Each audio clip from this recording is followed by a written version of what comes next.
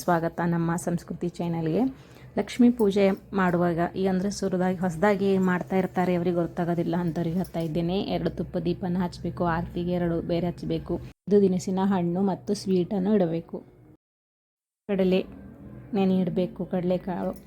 ಮತ್ತು ಹೊಸದಾಗಿ ಸೀರೆ ಯಾವ್ದು ತೊಗೋಬೇಕಂದ್ರೆ ಅರಿಶಿಣ ಅಥವಾ ಕೆಂಪು ಇರು ಕೂಡ ಇದ್ರ ನಡೆಯುತ್ತೆ. ಬಳೆ ಕೂಡ ಅಷ್ಟೇ, ಅರಿಶಿಣ ಅಥವಾ ಹಸಿರು ಕೆಂಪು ಬಳೆನ ಇಡಬೇಕು.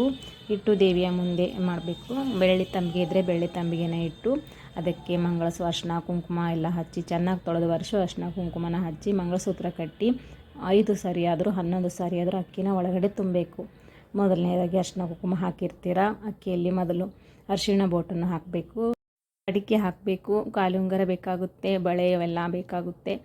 ಮತ್ತು ಕವಡೆ ಇದ್ದರೆ ಕವಡೆ, ಗೋಮತಿ ಚಕ್ರ ಇವೆಲ್ಲನೂ ಅದರಲ್ಲಿ ಹಾಕ್ಬೋದು. ಎದುರುಗಡೆ ಇಟ್ಟು ಪೂಜಾ ಕೂಡ ಮಾಡ್ಬೋದು. ಒಳಗಡೆ ಹಾಕಬೇಕಾದ್ರೆ 5 ದಿನಸುಗಳನ್ನು ಹಾಕಬೇಕು. ಅರಿಶಿಣ ಬೋಟು ಮತ್ತು ಅಡಿಕೆ, ಖಾರಿಕು ಮತ್ತು ಬಾದಾಮಿ, ಏಲಕ್ಕಿ ಇವೆಲ್ಲ ಹಾಕಿ 5 ದಿನಸುಗಳನ್ನು ಮಾಡಿ ಪೂಜಾನ ಮಾಡಬೇಕು. ಲಕ್ಷ್ಮಿಗೆ ತುಂಬ ಪ್ರಿಯವಾದದ್ದು ಈ ಕೇದಿಗೆ ಹೂ ಇದ್ದರೆ ತುಂಬ ಒಳ್ಳೆಯದು.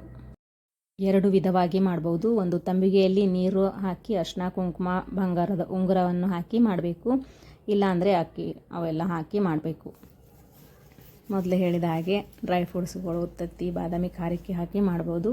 ಇದು ಲಕ್ಷ್ಮೀ ತಂಬಿಗೆಗೆ ಕಳಸದ ಥರ ಇಡಬೇಕಾದ್ರೆ ಈ ಥರ ಒಂದು ಟೆಂಗಿಗೆ ಸುಲಿದು ಅದಕ್ಕೆ ಅರಿಶಿಣನ ಹಾಕಬೇಕು. ಎಳೆದೆಲೆಯಿಂದ ಕಟ್ ಮಾಡಿ ಗಂಧ ಕುಂಕುಮ ಹಚ್ಚೋಕ್ಕೆ ಈ ಥರ ಪೆನ್ನಿನ ಸಹಾಯದಿಂದ ಈ ಥರ ಮಾಡ್ಕೊಳ್ಳಿ. ಕುಂಕುಮ ಹಚ್ಚೋಕ್ಕೆ ತಂಬಿಗೆ ಮೇಲೆ ಸರಿಯಾಗಿ ಕಟ್ ಮಾಡಿಕೊಳ್ಬೇಕು. ನಂತರ ಆ ತಂಬಿಗೆ ಮೇಲೆ ಹಾಕಿ ಕುಂಕುಮನ ಇಡೋಕ್ಕೆ ಬರುತ್ತೆ. ವಿಡಿಯೋಗಳಿಗಾಗಿ ಸಬ್ಸ್ಕ್ರೈಬ್ ಮಾಡಿ.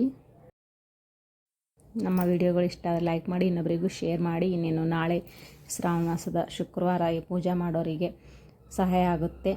ಈ ಥರ ಕುಂಕುಮನ ತುಂಬಬೇಕು, ಚೆನ್ನಾಗಿ ಕಾಣಿಸುತ್ತೆ. ಇದು ಕೂಡ 5 ಮಂದಿ ಆದರೂ 11 ಮಂದಿ ಆದರೂ ಎಷ್ಟಾದರೂ ಮುತ್ತೈದೆಯರಿಗೆ ಉಡಿ ತುಂಬಿದರೆ ಅಷ್ಟು ಚೆನ್ನಾಗಿ.